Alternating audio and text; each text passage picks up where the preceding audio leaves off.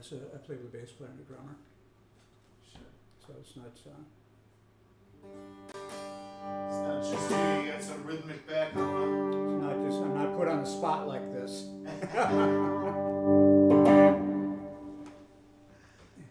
Let's see what else I have on my rhythm box here, on my accompanist.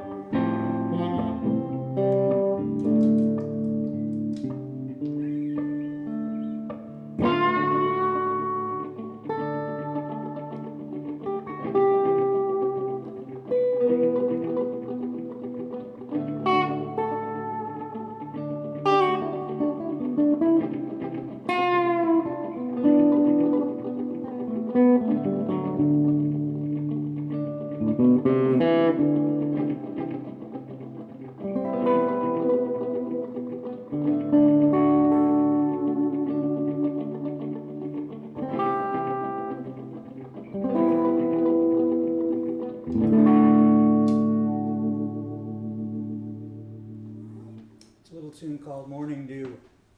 Beautiful. So today is the 55th anniversary of the passing of Jimi Hendrix. But you knew that, right? Sure. I was fortunate to be able to see him when I was 15 years old. Saw him live. Live at the Minneapolis Auditorium. And back then, security was really lax, so we walked right up to the front of the stage and watched him play. Nice. And he was so fluid. The thing that struck me about his playing was like watching a fish swim. It's just. And he was in a very good mood too. There was a bunch of girls down front he was flirting with. Played all the hits that he had at the time. Foxy Lady, Purple Haze. He even did. I was kind of shocked because he did the Star Spangled Banner. In Minneapolis. Yeah, and this was in 1968 in November, and he got famous for doing that, of course, at Woodstock. Sure. In August of '69. And of course, back then there was no YouTube or anything, so I had no idea what to expect. There wasn't any Jimi Hendrix stuff out. Actually, I had seen one. There was a movie out called Live at Monterey. Sure, Monterey Pop, yeah. Yeah, Monterey Pop, and we went to see that at the theater, and so that was great to see him on the big screen.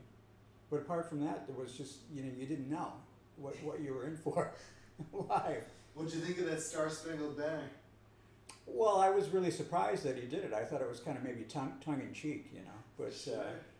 and I think he was just developing it, because later when he played it at Woodstock, it was like the full blown version, you know. Whereas his version in Minneapolis was maybe a little bit tamer, a Sure. little bit more tame.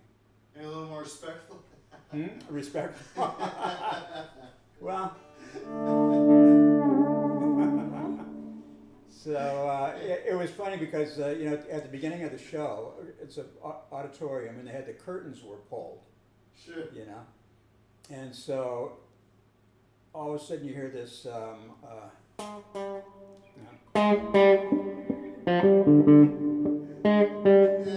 and the whole band is playing, and the sound is just huge, Nice. and the curtains part, and there's just three guys on stage. Sure. And there's no video screens or anything, so everything just looks really small.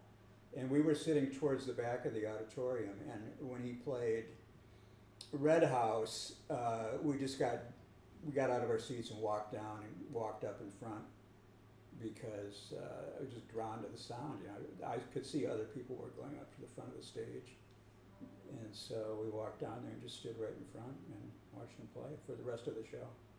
Did you use the Strat the whole time? Yeah, just to use the same Stratocaster. Cool.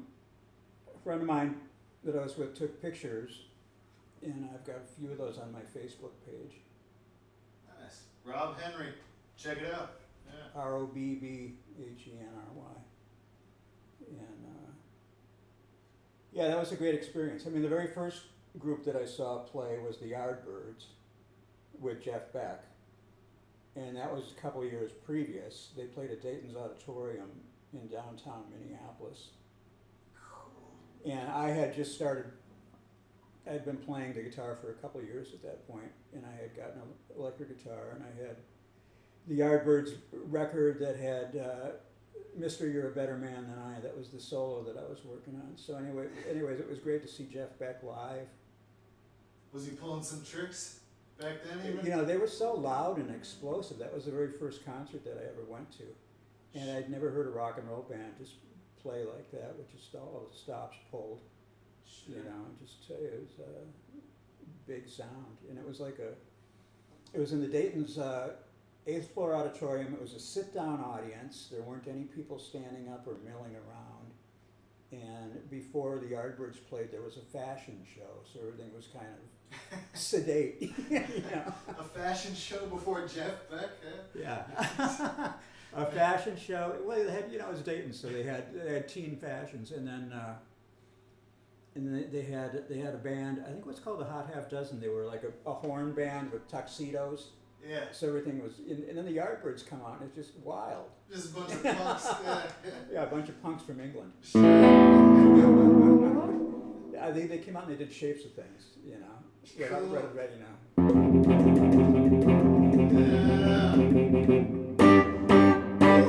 Yeah, so that was great. That was a great first band to see. And that was also, Jimmy Page was playing bass with the band at that time. Oh, wow. So, and that was, I later found out that was his very first gig in America. In Minneapolis. Yeah, that show was his At Dayton's 8th floor. Yeah, that was his very first gig in America. Wow. And later on, when I was doing some jobbing things, I was playing with a variety of bands. I ended up playing with this Hawaiian group.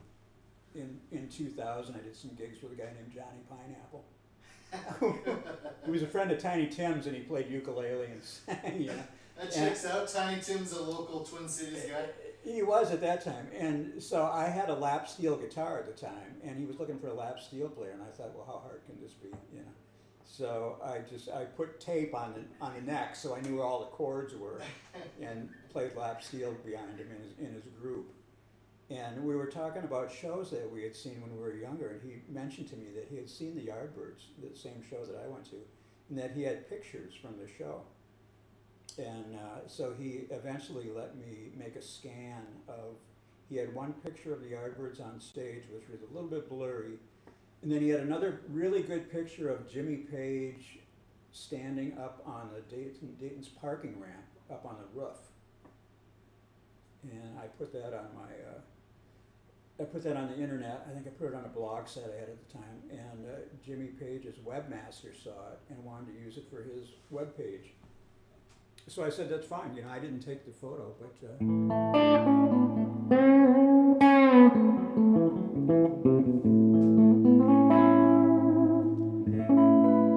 That's a pretty historic moment. That's pretty cool.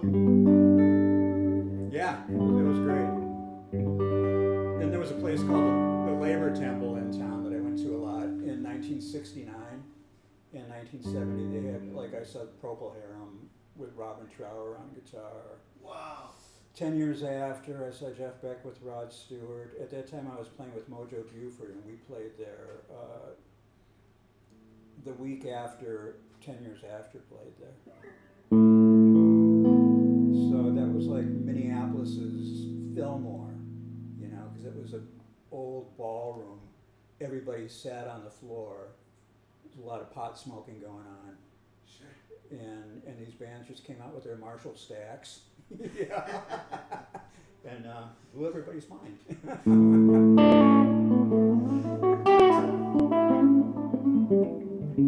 But yeah, I played with Mojo Buford back in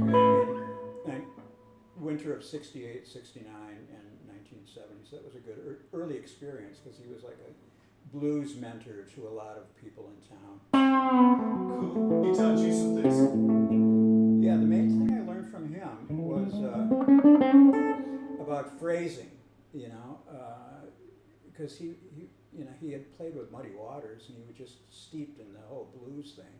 Sure. He was from Memphis, and you know, before I played with him, I was into the fast guitar players and flashy stuff, and when I worked with him, I learned more about how to just relax and use phrasing, you know.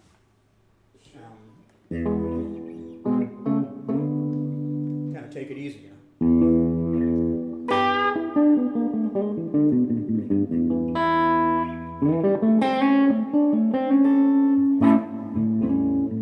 So I'll do a little blues for you.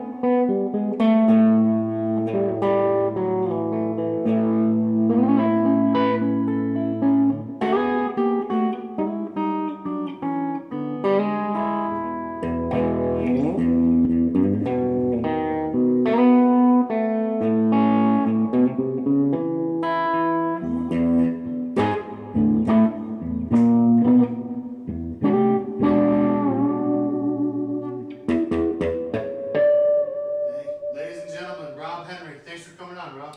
Thanks, Elliot.